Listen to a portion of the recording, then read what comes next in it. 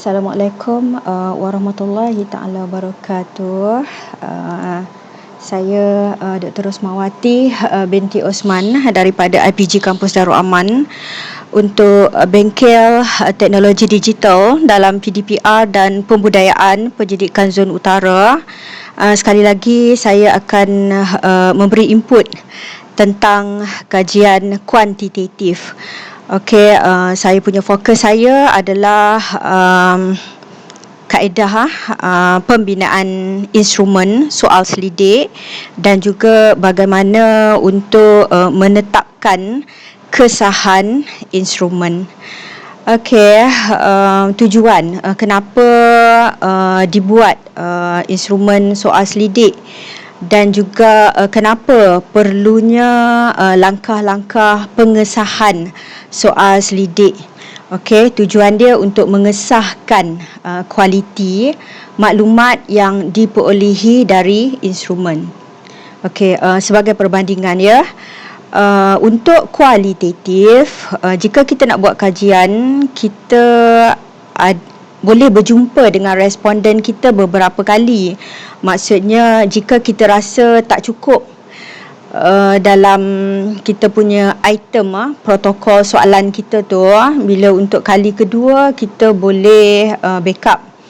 Okey, tetapi untuk soal selidik kita hanya bagi sekali sahaja, dan setelah instrumen itu kita bagi kepada responden kita, kita dah tak boleh buat apa-apa dah.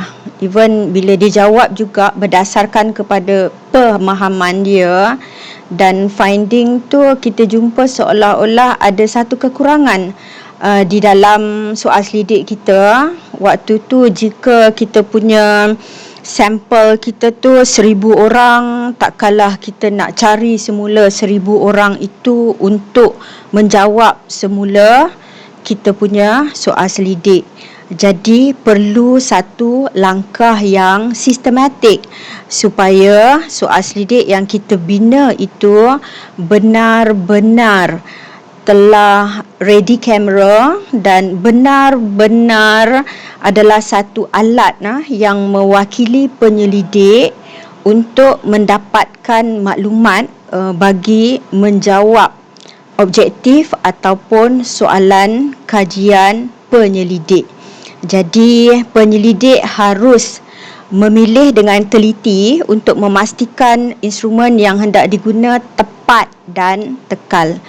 Tepat itu maksudnya dari segi kesahannya tu, dari segi isi kandungannya tu, dari segi layout kita punya soal selidik tu, adakah benar-benar mewakili ataupun benar-benar menjawab soalan kajian kita.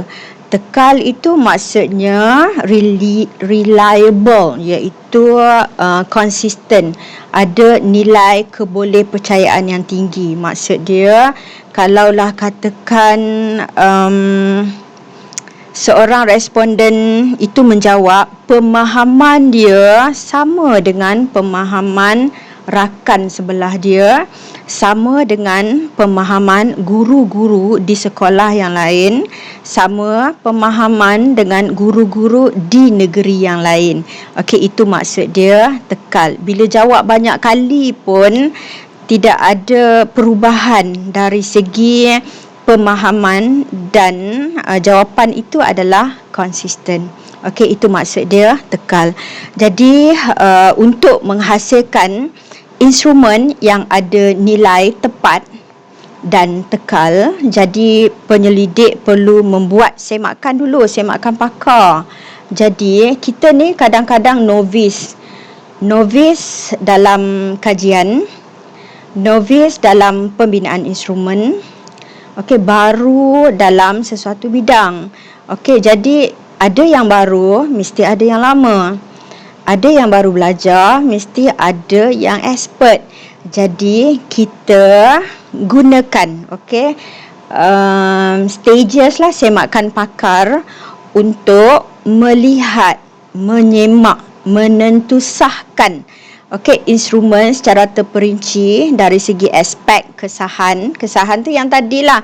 Okey, so keep in your mind, maksudnya kesahan itu maksudnya item-item dalam soal selidik itu adalah item-item yang benar-benar memberi satu rangsangan kepada jawapan objektif kajian kita. Kalau ketekalan yang macam tadilah, maksudnya jawab hari apa pun, waktu bila pun, cikgu di mana-mana sahaja pun, maksudnya akan sama lah dari segi pemahaman dia. Okey, sebelum menggunakan instrumen.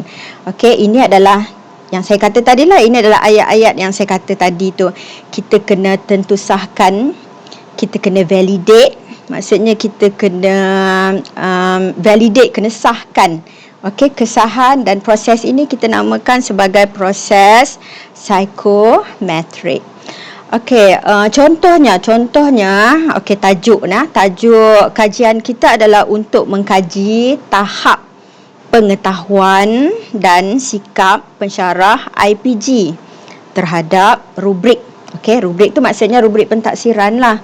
Okey, jadi again sebab saya ada bagi input tentang kuantitatif dan juga kualitatif. Dalam kualitatif, okey, kita menggunakan perkataan untuk mengkaji ataupun untuk meneroka, untuk memahami. Tetapi untuk kuantitatif, kita untuk mengetahui ataupun mengkaji atau mengenal pasti tahap saja. Tinggi ke, rendah ke, sederhana. Tetapi how implementation tu kita tidak dapatlah, kita tidak jawapan itu tidak dijawab melalui soal selidik. Jadi idea utama dia, kita sekarang ni kita nak dapatkan pengetahuan sikap responden kita adalah pensyarah, okey, pensyarah IPG. Okey, so fokus kajian adalah tentang rubrik. Okey, rubrik ni maksudnya pentaksiran lah. Okey, jadi benda-benda yang kita nak dapat ini, okey, diwakili. Sebab kita seorang, kita kat sini saja, tapi kita nak dapat dia punya feedback tu untuk menjawab soalan kita tu daripada populasi guru, populasi pensyarah IPG maksud dia. Jadi maksudnya saya seorang, saya nak kena assess. Kalau kata pensyarah 1000, mungkin bila buat sampling mungkin dalam 500. Jadi saya ini, hasrat saya diwakili oleh soal selidik sahaja. Jadi soal selidik itu mestilah benar-benar mantap. Jadi bagaimana untuk memantapkan soal selidik saya, saya kena buatlah. Okey, proseslah kesahan dan kebolehpercayaan. So macam mana nak sahkan? Nak sahkan kata saya punya soalan saya itu diwakili, okey, benar-benar diwakili oleh item dalam soal selidik saya. Jadi saya kena dapatkan semakan pakar. Sebab kita ni manusia, kadang-kadang kita rasa betul tapi sebenarnya kurang betul.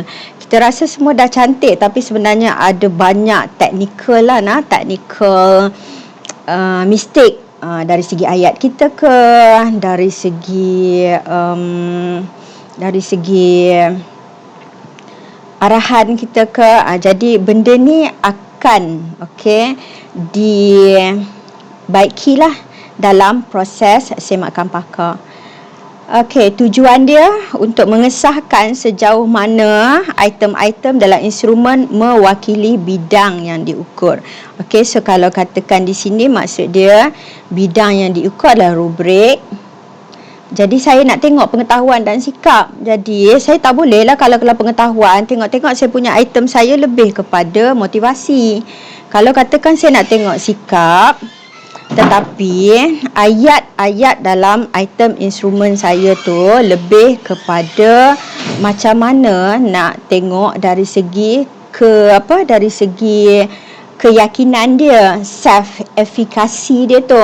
Okey, kalau katakan saya nak tengok rubrik, jadi maksudnya item-item soalan tu maksudnya dia memang betul-betul cerita tentang rubrik sahaja. dari segi pembinaan rubrik, dari segi pelaksanaan rubrik. Jadi dalam soalan saya tak bolehlah masukkan tiba-tiba apakah kaedah pengajaran yang kamu guna, bagaimanakah cara untuk menarik perhatian murid.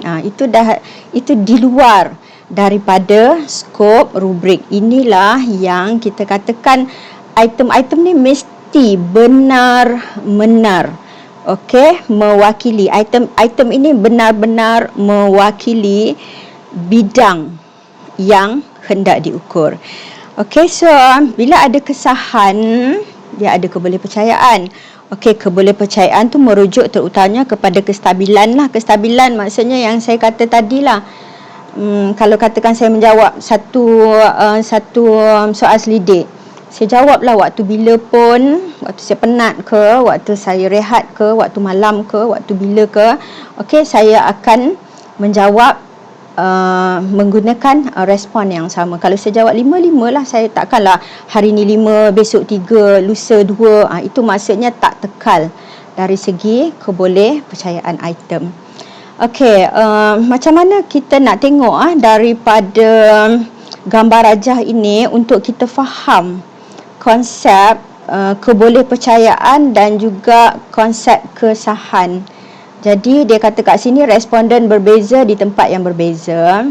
Sebab responden kita banyak kalau katakan kualitatif 9 orang dah cukup sebab kita nak faham dengan mendalam apa isu yang berlaku dalam kajian kita tu.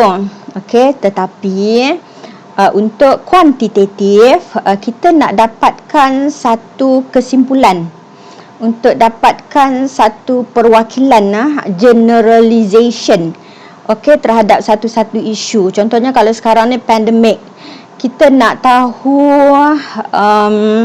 tahap amalan penggunaan digital dalam kalangan guru-guru. Jadi saya nak tengok adakah guru-guru menggunakan digital tools dalam pengajaran dan pembelajaran.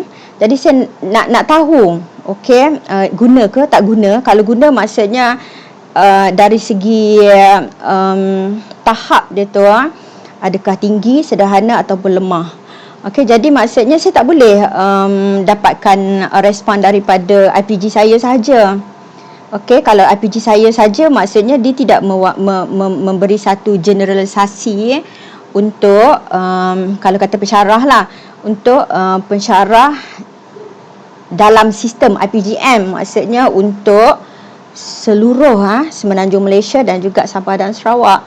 Jadi saya kena ambil sampel yang banyak lah, yang luas. Jadi sampel yang luas maksudnya responden berbeza. Kalau boleh responden walaupun berbeza tapi soalan itu dia faham pada apa kita panggil pada keadaan yang sama. So akan dapat data yang konsisten. So responden sama menjawab pada masa yang sama. Macam saya kata tadilah, disebabkan kita punya item soalan kita jelas, tidak complicated, tidak terlalu susah, menggunakan bahasa yang biasa, yang memang difahami oleh responden kita. Jadi waktu bila dia jawab pun dia akan jawab benda yang sama. Sama jugalah responden berbeza. Maksudnya kalau lah saya katakan responden saja adalah pensyarah IPG, tiba-tiba saya sampel saya mungkin tak cukup, jadi saya cari juga pensyarah IPT. Tapi dia punya nature of work, pensyarah IPG dan pensyarah IPT tak sama. Jadi mereka akan mendapat view yang berbeza pada item soalan saya tu. Jadi maksudnya di situ dari segi kebolehpercayaan, dia punya respon itu diragui. So tengok kat sini lah, reliable but not valid. Jadi maksudnya soalan ni selalunya dia tekal, maksudnya semua orang akan menjawab perkara yang sama. Contohnya tadi saya bidang fokus kajian saya adalah rubrik. Jadi saya tanya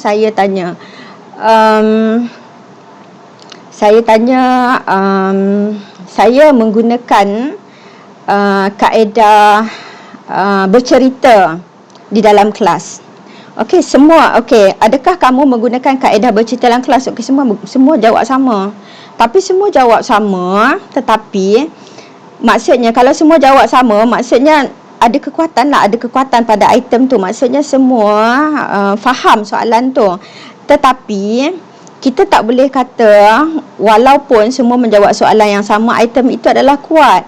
Sebabnya soalan itu tak valid. Sebab saya nak mendapatkan tahap penggunaan rubrik, tapi soalan saya tahap amalan pedagogi. Okey, jadi tak boleh pakai yang ni.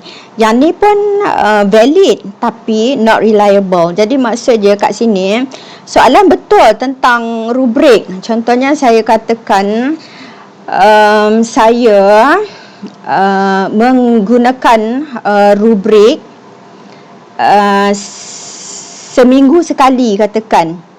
Okey, disebabkan oleh keadaan berbeza. Ada yang satu semester, ada yang tiap-tiap minggu, ada yang end of semester baru guna rubrik. Jadi soalan tu dah betul, tapi soalan itu ada keraguan disebabkan oleh kelaziman penggunaan rubrik.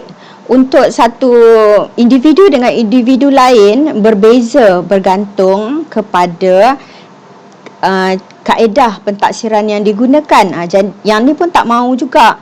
So yang ni neither reliable or not valid. Jadi maksudnya yang ni lagi teruk. Dahlah soalan tu tak berkaitan pun dengan rubrik. Soalan itu juga ada masalah. Okey, contohnya kalau katakan, kalau contoh dia okey, maksud dia macam ni. Saya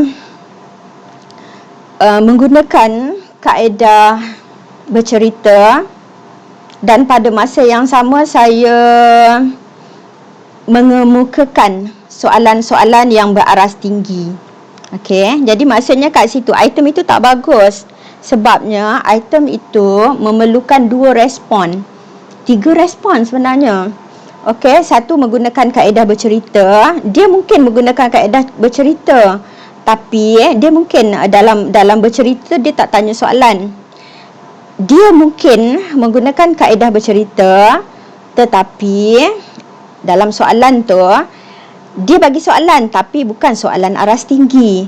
Jadi ini pun tak betul. Tak betul dari segi fokus kajian rubrik dan tak betul sebenarnya dari segi soalan yang menyebabkan orang jawab okey dia scattered lah. Okey, dia terabur kat sini. Kalau boleh kita nak macam ni. Maksudnya that's why ada stages dalam menentusahkan instrumen soal selidik itu supaya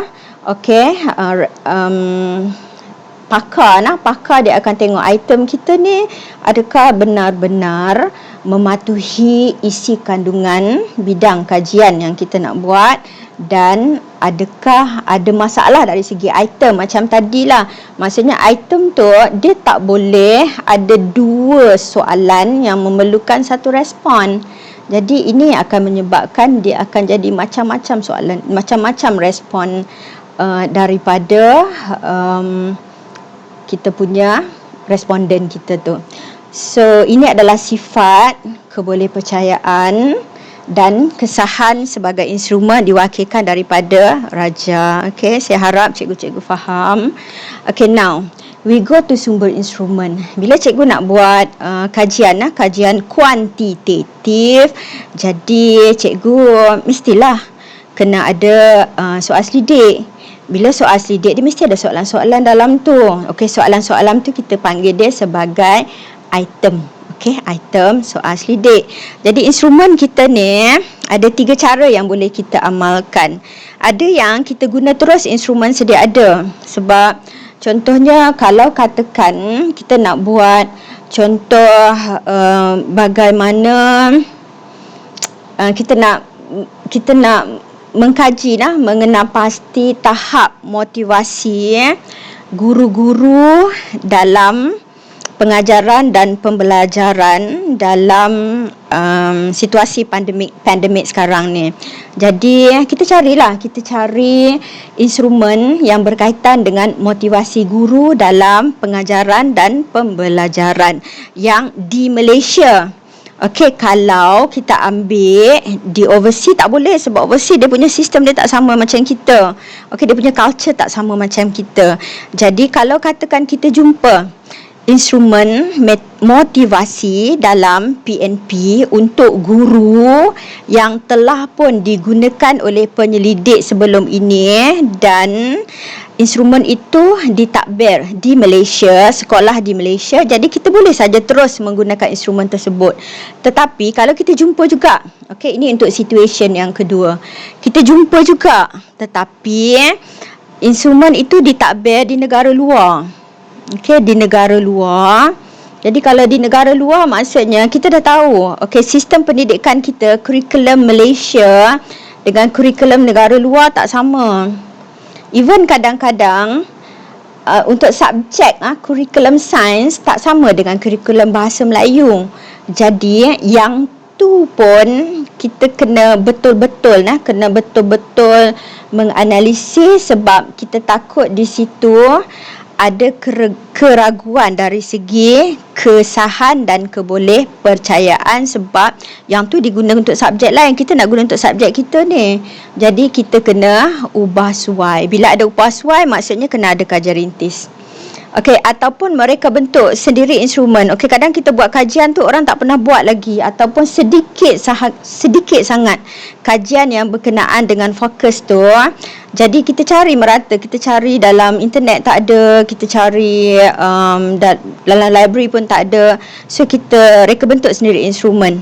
Okey, jadi yang ni pun yang ni lagi penat lah, sebab benda tak pernah ditadbir, so dia tak ada nilai, dia tak ada apa kita panggil keboleh percayaan dia tu tak ada lagi. So kita kena buat lah ni banyak step dia lah. Selalunya kita akan guna 1 dan 2 sahaja. Okey, langkah-langkah instrumentasi soal selidik. So yang tadi so kita kata macam kita nak buat satu soal selidik, satu kajian. Jadi kita nak tengok lah, so kita ambil lah satu contoh dan kita rasa kita nak adapt. Okey, adapt daripada soal selidik tersebut. Jadi perkara yang pertama, kita kena organize lah, kita kena organisasikan soal selidik itu mengikut section. Selalunya section tu selalunya muka depan tu adalah kita nak tanya dia punya demografik dia. Okey, so dia kata menuliskan bahagian instrumen yang berbeza yang lazimnya melibatkan soalan personal lah. Soalan personal tu sebab selalunya bila kita buat soal selidik, selalunya objektif kajian kita banyak. Okey, kadang-kadang kita bukan saja nak tengok dari segi tahap amalan, tetapi kita nak tengok juga adakah terdapat perbezaan tahap amalan tu berdasarkan kepada pengalaman dia ke, berdasarkan kepada subjek mengajar ke, ataupun berdasarkan kepada jantina. So kita untuk bahagian depan tu selalunya ada soalan lah yang bertanya tentang personal kita punya responden kita. Okey, ataupun kalau kita katakan kita nak dalam soalan kita nak tentukan apakah sikap terhadap sesuatu amalan, okey, ataupun nak tengok dari segi amalan dia. Okey, soalan sensitif dan soalan tertutup atau soalan terbuka. Okey, soalan tertutup contoh dia, okey, berapa kalikah anda telah mengikuti latihan, okey, tentang rubrik katakan. So dia bolehlah jawab 1, 2, 3, 4. Okey, kalau soalan terbuka mungkin kita tanya dia, okey, apakah masalah yang anda temui semasa membina rubrik. So dia akan jawab banyak-banyak lah dekat sini. So itu maksudnya soalan terbuka. Okey, menggunakan strategi untuk membina soalan yang baik termasuklah, okey, this is strategi lah membina soalan yang baik. Jadi tadi saya kata tadi Okey, untuk bila kita nak buat kajian kuantitatif, yang mewakili kita hanyalah soal selidik kita. Yang menjawab kepada soalan kajian kita adalah soal selidik kita. Jadi, soal selidik kita tu sekali saja kita jumpa dia. Jadi, item dalam soal selidik kita tu mestilah cukup-cukup clear, cukup-cukup mantap, cukup-cukup tepat yang menjawab kepada soalan kajian kita. Jadi bagaimana nak menghasilkan item soal selidik yang bagus? Menggunakan bahasa yang jelas. Okey, menggunakan bahasa yang difahami oleh responden. Contohnya kalaulah katakan sampel kita adalah pelajar. Okey, kita nak tengok tahap kita panggil kefahaman dia tentang sesuatu. Tahap kefahaman tak boleh, kefahaman tu dia faham. Okey, tahap pengetahuan dia tentang sesuatu isu lah. Okey, isu dalam pendidikan. So kita kena guna laras bahasa yang pelajar faham. Kalaulah kita gunakan perkataan kita, contohnya kita cikgu. Okey, pedagogi, metodologi, okey, lepas tu perkataan apa yang sekarang ni macam-macam lah, naratif ke bahasa-bahasa yang bahasa cikgu, kita bagi untuk pelajar-pelajar jawab. For sure lah dia tak boleh jawab. Dia tak boleh jawab bukan sebab dia tak ada idea tu, tetapi kita menggunakan bahasa yang bukan bahasa dia. So kita kena gunakan bahasa yang jelas, yang sesuai. Okey, memastikan pilihan jawapan yang tidak bertindih. Macam tadilah saya bagi contoh soalan tadi ni. Okey, kita dalam item soalan tu. Okey, saya menggunakan kaedah bercerita dan pada masa yang sama saya memberi soalan aras tinggi. Jadi ada 3 benda dia kena jawab kat situ. Jadi dia akan jawapan akan jadi bermacam-macam ataupun dia tak jawab langsung. Sebabnya dia tak buat 3-3 tu. Ataupun dia buat 3-3 tu, tapi dia aras rendah. Okey, sebab dalam soalan kita aras tinggi. Dan merangka soalan yang sesuai untuk semua responden. Jadi maksudnya kalau kita kata soalan untuk pelajar, maksud dia item soalan kita mestilah sesuai dengan kehidupan pelajar, apa yang dia buat. Okey, kalau katakan untuk pensyarah, okey, let's say kalau katakan saya nak buat mengkaji pembinaan rubrik dalam kalangan guru. Saya kena tahu dulu sebab saya bukan guru. Adakah cikgu-cikgu memang menjadi amalan untuk menyediakan rubrik yang lengkap. Okey, melaksanakan ujian rintis pada instrumen yang dibina. Bila kita dah buat semua, okey, kita dah buat cantik-cantik, lepas tu kita tunjuk kepada pakar. Lepas tu pakar pun dah bagi saranan dia untuk kita ubah suai. Lepas tu kita tunjuk sekali, dia kata okey. Bila okey maksudnya kita boleh buat ujian rintis. Okey, pada instrumen yang dibina dan buat penambahbaikan. Maksudnya ini pun masih lagi dalam stage untuk menambah baik item soalan kita. Jadi kalau katakan untuk kajian tadi amalan pembinaan dan pelaksanaan rubrik dalam kalangan pensyarah IPG. Jadi katakan saya buat ikut zon. Okey, zon utara ada banyak, ada IBDA, ada Perlis, ada IPSA, ada Bainun. Okey, tapi mungkin saya tak ambil semua, mungkin saya ambil Bainun dengan Perlis saja. Jadi IPSA saya tak ambil untuk kajian sebenar, walaupun IPSA dia berada dalam IPG Zon Utara. Jadi IPSA yang tidak termasuk dalam kajian sebenar, so saya pilih dia untuk dijadikan lokasi lah ujian rintis. Pensyarah-pensyarah IPSA tu dia akan jadilah responden untuk ujian rintis. Okey, daripada situ minta dia orang jawab. Lepas tu mungkin saya akan tanyalah, okey, masa jawab ni ada ada tak part-part yang saya kena baiki ke? Dari situ penambahbaikan tu boleh buatlah daripada komen dan maklum balas responden. Okey, tadi sumber adaptasi ni tadi kan saya kata bila kita nak takbir kalau kita nak pilih soal selidik, boleh ambil daripada yang sedia ada ataupun boleh ambil yang sedia ada tetapi dia tidak digunakan di Malaysia. Okey, maksudnya kita kena adaptasi. Jadi contohnya pengetahuan pensyarah tentang rubrik pentadsiran kemahiran insaniah. Jadi saya ambil daripada ini luar negara, penyelidik luar negara. So saya kena tahu. Okey, dia punya dia punya properties. Okey, properties ataupun inventory soal selidik yang asal tu. So kalau kat sini dia kata okey, yang asalnya instrumen ni untuk menganalisis peranan e-rubrik dalam penilaian rakan sebaya. Maksudnya dia buat berkenaan dengan rubrik. Tetapi sampel dia pensyarah juga, tapi sampel dia adalah penilaian rakan sebaya. Maksudnya dalam konteks yang berbeza. Lepas tu dia ada dalam rubrik itu ada 29 item. Lepas tu dari segi ketekalan dia, dari segi kebolehpercayaan item dalam tu adalah 0.82. Yang ni kamu refer baliklah kalau Chromebook Alpha 0.82 maksudnya dia kuat maksudnya sesuai lah untuk digunakan lagi.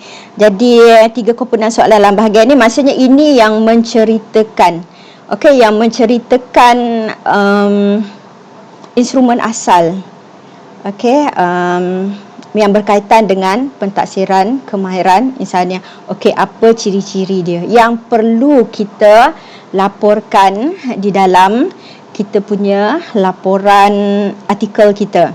Okey, ambil daripada mana, siapa nama, tahun berapa, sebenarnya yang asal digunakan untuk buat apa. Okey, dalam tu ada berapa item. Okey, berapa dia punya kebolehpercayaan dia. Lepas tu dalam item pensyarah pentadsiran kemahiran insaniah tu, okey, dalam tu ada berapa konstruk. Okey, so konstruk tu dikonsepsikan sebagai peranan. Okey, mungkin sebab rubrik kan. Okey, peranan rubrik, pengetahuan tentang rubrik, sikap tentang rubrik, bagaimana untuk melaksanakan rubrik. Okey, semua itu adalah contoh-contoh lah. Contoh-contoh bidang kajian yang ada potensial lah untuk dilaksanakan dalam domain rubrik. Okey, this is pengkonsepsian konstruk. Okey, jadi bila kita buat soal selidik, soal selidik, macam tadilah saya kata untuk mengkaji, dalam saya berminat untuk mengkaji pengetahuan dan sikap pensyarah RPG terhadap rubrik. Jadi pengetahuan, bila sebab pengetahuan itu adalah variable saya punya satu pemboleh ubah besar saya tu. Jadi kalau pengetahuan tu pengetahuan tentang apa, jadi maksudnya saya kena tafsirkan dalam pengoperasian ni. So kalau pengetahuan tu merujuk kepada pandangan pensyarah terhadap pentadsiran. Pentadsiran apa? Sebab rubrik tu maksudnya pentadsiran. So pentadsiran tu luas. Pentadsiran isi kandungan ke? Pentadsiran sains ke? Pentadsiran PJK ke? Tetapi dalam kajian ini adalah pentadsiran kemahiran KI, kemahiran insaniah. Kalau pengetahuan, so pengetahuan tentang apa? Peranan. Peranan rubrik secara umum, peranan rubrik untuk mentaksir. Inilah contohnya dimensi-dimensi dia. Dimensi-dimensi itu maksudnya adalah dia punya dalam satu konstruk tu, let's say kalau ada katakan 7, dalam konstruk pengetahuan tu ada 10, ada 10 item dalam tu. Untuk peranan rubrik untuk mentaksir mungkin ada 3, keadilan dalam penggunaan rubrik mungkin ada 3. So yang ni kita panggil sebagai dimensi. So ada berapa kat situ? Item dia kat sini. So pengoperasian setakat mana rubrik berupaya berperanan untuk mentaksir. Ini adalah bagaimana kita mengoperasikan konstruk pengetahuan ini. Okey, ni contoh-contoh item. Okey, jadi maksudnya nanti terutamalah kepada cikgu-cikgu yang ambil PhD ke, masters ke. So, ini adalah contohlah yang boleh dibuat untuk kita di bahagian item soal selidik. Okey, langkah awal adaptasi macam tadi kita katakan, okey, kita jumpa satu soal selidik. So, macam mana kita nak adapt? Okey, adapt soal selidik yang kita jumpa dalam internet ke, okey, dalam jurnal ke, dan kita nak guna dalam konteks kajian kita. Jadi mula-mula yang dekat dengan kita adalah pensyarah kita lah. Kalau kita nak sambung belajar kan, jadi kita dapatkan pandangan daripada penyelia kita terlebih dahulu. Sesuai ke tak sesuai, boleh ke tak boleh, kita tanya dia dulu. Lepas tu support ke, dia kata okey boleh. Sebab tu yang saya kata tadi ni, okey, kita nak tanya tentang rubrik, tapi mungkin kita cari dalam literature review, kita jumpa tentang kaedah pengajaran ataupun tentang tiba-tiba je penilaian kurikulum, tapi jumpa perkataan rubrik tu mungkin 2-3 je, tapi kita rasa macam boleh aja guna, tapi sebenarnya tak boleh pun, dia hanya CP-CP saja. That's why kita dapatkan pandangan penyelia dahulu. Okey, pandangan penyelia ni dia tengok sekali lalu, dia dah tahu boleh ke tak boleh untuk menggunakan instrumen itu. Yang tu kita namakan sebagai kesahan muka. Kesahan muka maksudnya dia tak mendalami isi kandungan. Tengok sekali lalu dah tahu dah. Oh, ni tak sesuai ni. Okey, jadi kita sebagai penyelidik kena buat tinjauan bacaan lah.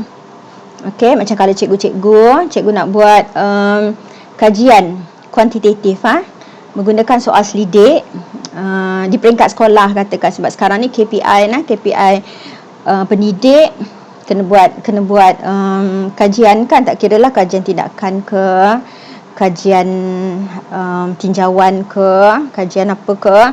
Jadi mula dengan tinjauan bacaan dulu. So kita pilih instrumen yang sesuai dengan objektif kajian. Lepas tu kita ubah suai konstruk tu. Okey, so proses semakkan dan pengesahan daripada beberapa orang pakar. Lepas tu kita dah buat cantik-cantik. Lepas tu kita tunjuk pada orang yang pakar.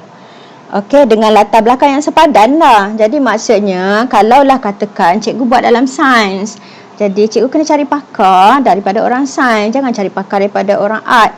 Okey, sebab kurikulum art dengan sains tak sama, kaedah pengajaran pun tak sama, dia punya kita panggil learning objective pun tak sama juga. Jadi cari orang yang latar belakang yang sepadan dalam bidang masing-masing. Okey, dia kata walaupun bersumberkan kepada instrumen yang terbukti kesahan oleh penyidik terdahulu, macam tadilah saya tunjuk tadi, kesahan dia adalah kebolehpercayaan dia alpha krombak dia 0.85 tu dah tinggi tu. Sepatutnya kita boleh dengan yakinnya boleh ambil, tapi tak boleh juga, kena buat pengubah suaian ayat, kerananya dia kat negara dia, kita dekat negara kita, dia dekat sampel dia, kita dekat sampel kita. Sampel tak sama, orang tak sama, budaya tak sama. Okey, kesahan pakar. Okey, so kita bagi dekat dia seorang pakar. So tak kira lah pakar tu siapa. Okey, boleh juga ada doktorate pun boleh, tak ada doktorate pun boleh sebenarnya, tetapi dia ada latar belakang yang kuat lah pada satu-satu bidang. Kalau kat sekolah mungkin guru cemerlang, mungkin guru yang kadang-kadang kita boleh define dia 10 tahun lebih dia punya pengalaman dia boleh jadi sebagai pakar. Okey, so dia pun mengajar juga, dia pun kerja juga. Tak boleh lah kita bagi hari ni, lepas tu kita nak besok. Katakan kita bagi dekat dia 3 minggu. So dia akan bagi balik dekat kita antara komen pakar. Okey, yang ni yang dulu-dululah saya ambil daripada tesis saya. Dia kata, komen pakar lah, sebahagian besar soalan yang dikemukakan didapati relevan dalam kajian. Maksudnya saya dah study dah lah, saya nak buat tentang rubrik. Jadi soalan-soalan saya tu maksudnya berkaitan dengan rubrik lah. Dia tak adalah tiba-tiba ada cerita tentang benda lain. Penyelidik juga disaran membuat beberapa pemunian dari segi aspek bahasa untuk membantu pemahaman responden. So ada juga bahasa-bahasa yang bagi saya macam okey saja, tapi bila orang luar, bila dia baca, dia rasa macam soalan ni orang sains je faham. Sebab saya buat rubrik kemahiran insaniah. Bila rubrik kemahiran insaniah, dia melibatkan semua pensyarah, sebab kemahiran insaniah ni dia merentas kursus, dia merentas program. Jadi saya menggunakan bahasa sains. Jadi orang daripada art, daripada pensyarah matematik tak faham. Jadi dia bagi ni lah, dia kata okey, kena buat pemunian dari segi aspek bahasa. Okey, frasa yang berulang-ulang dalam arahan dan item perlu diubah suai semula. Nanti kita tengok lah frasa yang berulang-ulang dalam arahan. Okey, kesahan muka yang saya kata tadilah, pensyarah tengok tu sekali lalu dia dah tahu ni tak boleh ni, sebab ini bukan cerita tentang rubrik ni, soalan ni soalan lain ni. So apakah itu kesahan muka? Kesahan muka dibuat oleh penyelia sendiri untuk melihat kesepadanan item dengan objektif kajian. So saya nak buat tentang rubrik. Jadi item tu adakah bercerita benar-benar dia memberi fokus kepada rubrik. Okey, selain pandangan penyelidik membuat perbincangan, mendapat beberapa orang pensyarah lah. Kalau pensyarah maksudnya kalau dekat IPG tu dia ada facilitator kemahiran insaniah. So ada orang yang pakar, okey, ada orang yang telah buat modul tentang kemahiran insaniah tu dekat peringkat IPGM. So saya dapatkan orang-orang inilah untuk mengesahkan konstruk instrumen saya. Okey, membandangkan sumber instrumen dalam bahasa Inggeris, sebab kebanyakannya instrumen yang kita dapat tu daripada jurnal ataupun daripada thesis ataupun dissertation bahasa Inggeris. Jadi kita kena alih bahasa kepada bahasa Melayu. Sebenarnya boleh je kita bagi soalan kita tu dalam bahasa Inggeris, tetapi untuk kita katakan kesahan tadi ni ataupun kebolehpercayaan tadi ni, supaya ada komunikasi yang berkesan antara penyelidik dan juga responden. Jadi kalau kita guna item bahasa Inggeris, tak semua orang, sebab kita lebih selesa dengan bahasa Melayu. Jadi kita kena tukar item daripada bahasa Inggeris kepada bahasa Melayu. Jadi dekat situ pun saya kena bagilah item asal dan item yang telah saya alih bahasa. So pensyarah bahasa Inggeris tu dia kena tengok. So dia akan tengok lah, tengok adakah samalah maksud daripada item asal yang dalam bahasa Inggeris kepada item yang saya telah convert kepada bahasa Melayu. Lepas tu bila dah ubah ke bahasa Melayu, saya kena tunjuk juga dekat pensyarah kanan bahasa Melayu supaya sebab kita punya item soal selidik ini, sebab kita buat kajian secara ilmiah. Ilmiah tu maksudnya profesional lah. Jadi maksudnya kita kena menggunakan bahasa Melayu yang betul. Jadi semakkan dibuat dari segi aspek bahasa, istilah, kejelasan, okey, dari segi verb apa semua tu. Itu dibuat oleh pensyarah kanan bahasa Melayu. Jadi okey, antara cadangan pakar lah. Antara cadangan pakar setelah dia menganalisis item yang saya bina, dia kata terdapat beberapa item perlu digugurkan kerana beberapa faktor. Ada yang kena gugur. Okey, dia sama ada gugur ataupun ubah suai. Kalau gugur maksud dia item membawa maksud bertindih. Item yang tidak khusus kepada rubrik. Okey, tetapi lebih kepada pentaksiran yang umum. Contohnya soalan bertulis. Pentaksiran apa lagi kita buat? Project based learning, kadang-kadang tu kita rubrik digunakan untuk menilai aktiviti. Kadang-kadang kita tersilap, kita nampak aktiviti dulu, tapi sebenarnya kajian kita lebih pada rubrik. So soalan kita lebih kepada aktiviti. Okey, jadi item ni tak sesuai lah, so kena gugurkan. Item yang tidak relevan dengan sistem kerja di IPG. Okey, contohnya kalau katakan macam mana? Let's say kalau katakan di IPG katakan kita menggunakan 5 skala. Okey, untuk rubrik. Saya tak bolehlah tanya, okey, adakah ada pilihan untuk kita menggunakan 3 skala saja, sebab benda tu memang satu arahan. Jadi maksudnya benda tu memang tak boleh tukar. Benda tu memang kena pakai 5 skala. Jadi, so item itu tidak relevan dengan sistem kerja di IPG, so kena gugurkan. Okey, antara cadangan pakar lagi yang lain, ubah suai ayat item. Okey, ayat item macam mana yang tak bagus ni? Okey, do not. Do not maksud dia jangan, bila cikgu buat item soal selidik, cikgu jangan buat macam ni lah. Jadi dia kata kat sini, kita kena, okey, ini yang buruk, ini yang kena ubah suai. Dia kata kena ubah. Kena ceraikan suatu ayat yang bawa 2 pelakuan dalam satu item. Okey, macam tadilah. Bercerita, lepas tu tanya soalan, aras tinggi. Itu 3. Okey, bercerita, lepas tu tanya soalan. Sepatutnya ceraikan, ubah. Maksud kalau cerita. Kalau tanya soalan, itu dalam item lain pula. Okey, supaya item hanya mengukur satu perkara sahaja. Penggunaan bahasa lebih mudah faham dan mengubah istilah yang mengelirukan. Okey, contohnya kalau macam sains ada perkataan konstruktif, ada perkataan discrepancy idea katakan. Jadi maksudnya bahasa-bahasa yang bombastik tu elakkanlah, sebab dia akan mengelirukan.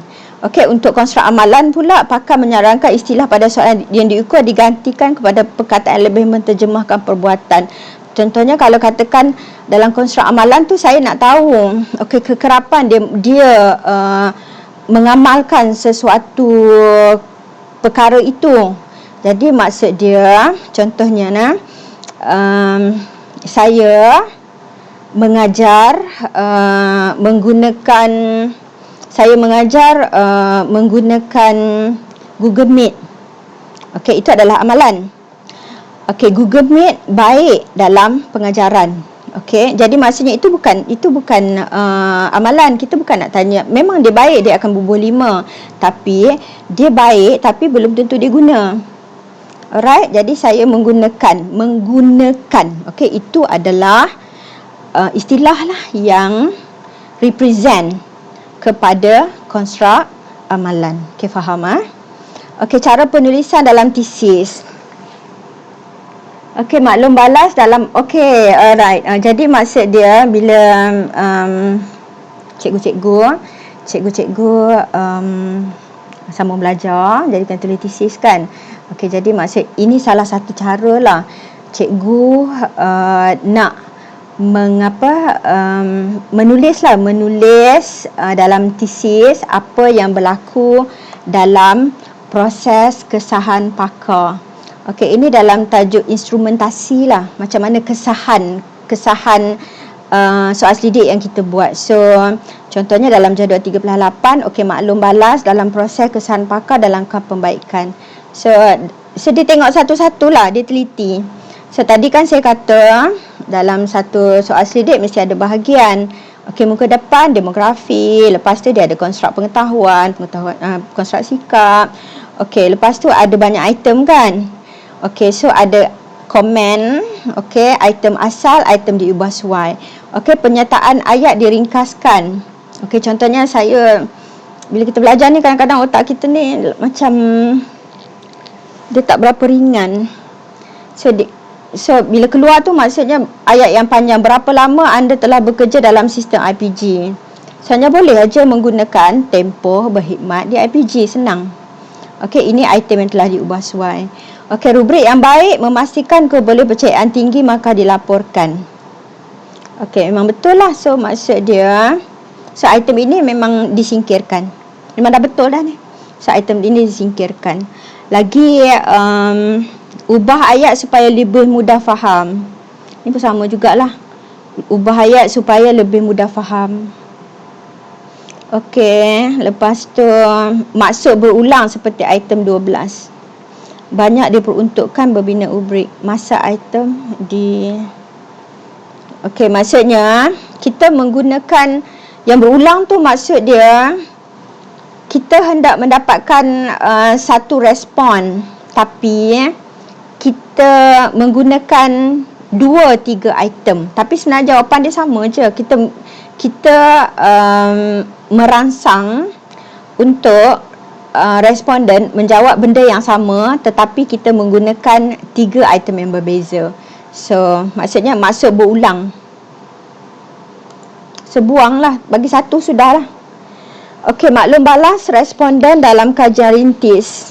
Okey, yang tadi tu adalah maklum balas pakar untuk kita buat penambahbaikan. So kita buat kajian rintis. Dalam kajian rintis pun ada maklum balas juga. So kita kena laporkan dalam tesis kita. Okey, contohnya dalam kajian rintis, okey, contohnya bahagian demografi. Okey, item dia ada 5 soalan. So item yang kelima. Okey, saya tanya bilangan kursus pentaksiran menggunakan rubrik. Okey, pada mulanya saya menggunakan kaedah respon terbuka. Maksudnya saya letaklah bilangan kursus pentaksiran kemahiran insana, maksudnya 0 hingga 2 tahun, 0 hingga 2 kali, 3 hingga 5 kali, lebih daripada 5 kali, katakan macam tu. Okey, dari segi mata tu nampak dah cantik, tapi dari segi pelaksanaan dia, kebanyakan jawapan itu tertumpu pada satu bahagian sahaja. Okey, contohnya saya letak 0 hingga 3 tahun. Oleh semua orang jawab kat situ. Yang tak pernah mengikuti latihan pun letak kat situ. 1 kali mengikuti latihan pun letak kat situ. 2 kali mengikuti latihan pun letak kat situ. Sedangkan berapa kali, 0 ke sekali ke, 2 kali ke, 3 kali ke, maksudnya dia punya amalan berbeza. Kalau dia 2 kali, mungkin lebih baik daripada yang 1 kali mengikuti latihan. Kalau 3 kali mengikuti latihan, mungkin sama je dia punya cara pelaksanaan dengan yang mengikuti 2 kali. Dan yang 5 kali mengikuti latihan mungkin tak ada pun dalam kategori tu. Okey, jadi daripada situ dah nampak dah. Okey, ada masalah jika saya mengekalkan ikut kelompok ni. Jadi data ordinal tu maksudnya data yang tadi tu lah, maksud saya kelompokkan siap-siap. 0 hingga 3 kali, 4 hingga 5 kali, lebih pada 5 kali. Okey, so item ubah suai untuk kajian sebenar.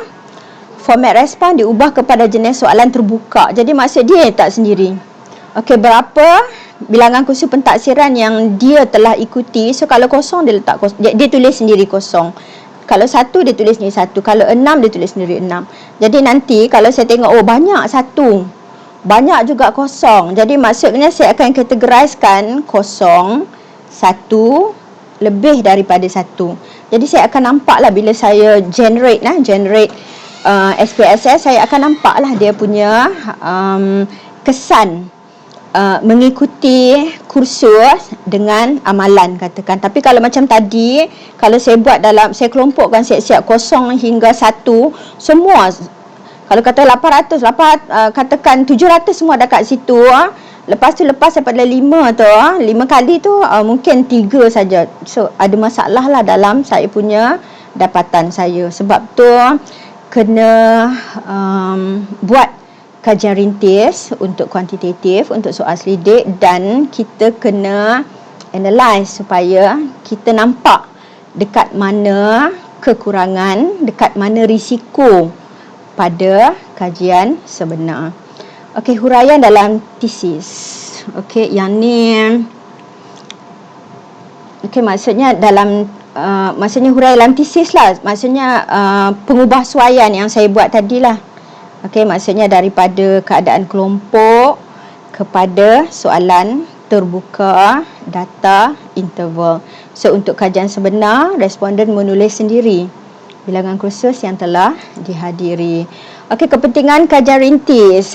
So macam tadilah, bila kita buat kajian rintis, selain daripada yang kita tak nampak tadi ni, sebabnya kita buat bagi pihak kita, tapi respons dari pihak yang satu lagi, responden kita yang kita tak jangka. Macam tadilah mengikuti kursus kan, kita tak jangka kata kebanyakan dia dalam 3 kali je. Okey, jadi bila kita kelompokkan semua 0 hingga 3 dalam satu grup, so tak nampak perbezaan, tak nampak variety dia tu. Jadi situ dia boleh buat ubah. So dia kata pelaksanaan ujian rintis perlu dijalankan bagi menyemak arahan. Okey, mungkin arahan kita kat atas tu, arahan tu tak jelas, menguji item dalam soal sidat dan menganggarkan tempoh masa menjawab. Okey, sebab PhD maksud dia kena ada banyak variables. Bila banyak variables, dia mengambil masa yang lama. Jadi kalau kita tak buat ujian rintis, kita tak tahu, kita tak dapat meramal.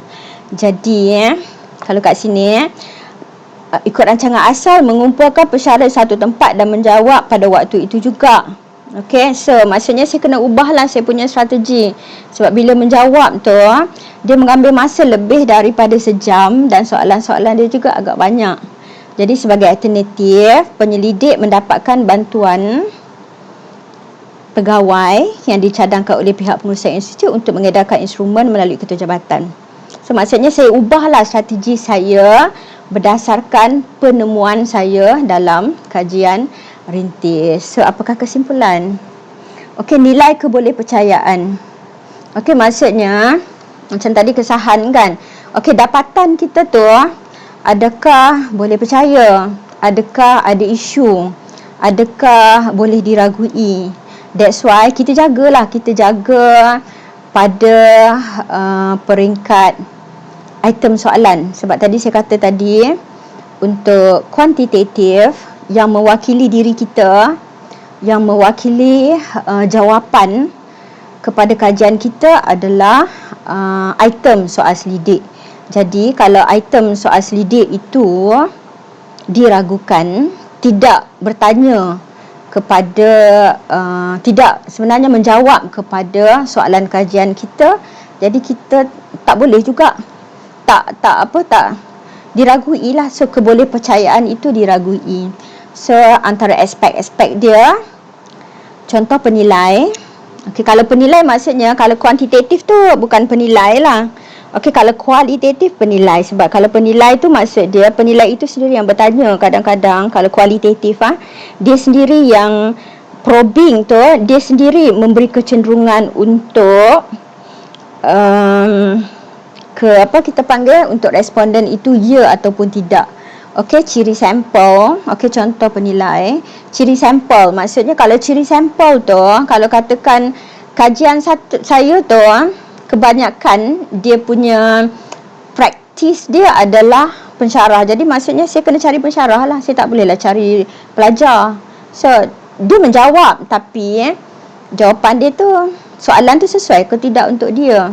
Okey, jenis instrumen, kaedah pentadbiran. Okey, kaedah pentadbiran maksud dia cara kita mentadbir soalan kita itu, kaedah statistik yang digunakan.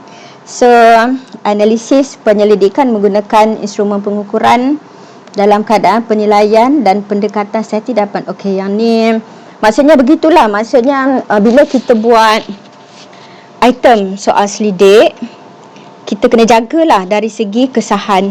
Sebab kesahan itu, okey, macam saya kata tadi itulah isi kandungan item-item kita itu mewakili kita dan juga mewakili kepada soalan-soalan untuk menjawab kajian kita. Jadi kalau itu pun tidak akor, jadi maksudnya dapatan yang kita dapat juga akan ada question dari segi kebolehpercayaan. Okey, ini contoh lah nak. Okey, ini contoh surat lantikan pakar, just untuk tengok sajalah. Okey, kepada siapa, so kena adalah dia punya surat-surat dia. Kalau sebab macam sekarang ni kita panggil apa tu, SPL, KPM kan, kita ada bahagian, banyak-banyak bahagian kan, termasuk juga sumbangan. Jadi maksudnya bila kita bagi surat ni, jadi adalah part untuk pakar kita tu masuk dalam sumbangan dia dalam SPL KPM. Okey, kadang-kadang orang tak minta, kita sendiri, okey, orang berbudi, kita berbahasa.